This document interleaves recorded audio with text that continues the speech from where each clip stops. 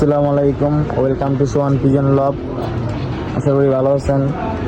আলহামদুলিল্লাহ আমিও ভালো আছি। তো আজকে এই বাচ্চাগুলো ছাড়া হয়েছিল।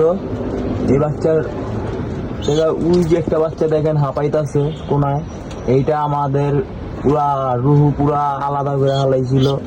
ও ভাইরা পুরা এলাকা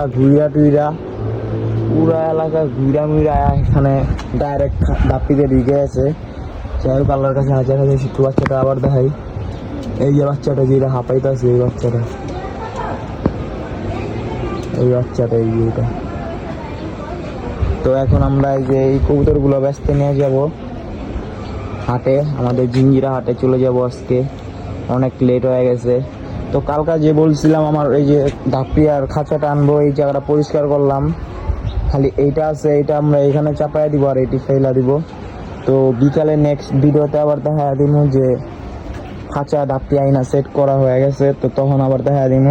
তো এখন আমরা চলে যাব জিঞ্জিরা হাটে আমাদের কবুতর নিয়ে বেচার উদ্দেশ্যে। তো ভিডিওটা রানিং থাক, আমরা রাস্তার ভিতরে আবার দেখা দিব যাইতেছি। চলো নেহ।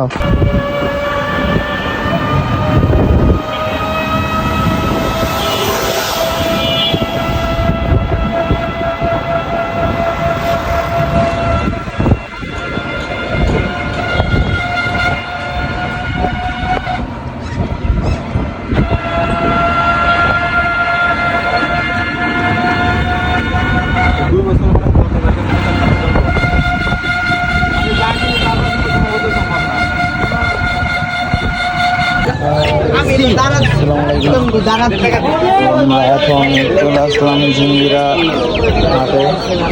এখানে কিছু দেশি মুরগি আছে আর এখানে হাঁস। ছোট ভাই কবুতর নিয়ে ওই সাইডটা দিচ্ছে। এখানে অনেক জাম তৈরি পাখি,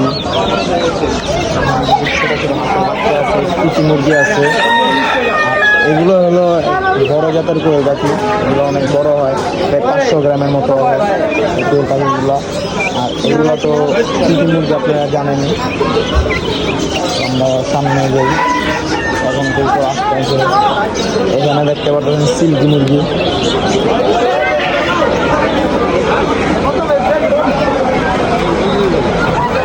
এখানে তো কোয়েল পাখি আর মুরগির কোনো অভাবই নেই। এখানে কিছু আছে হলো পাউমি মুরগি, যেগুলো হইলো আপনার ডিমের রাজা বলা হয়, এগুলো হলো পাউমি মুরগি। এখানে আবার হলো ভাই, এটা কি হাঁস? বড় ভাই, এটা কি হাঁসের বাচ্চা?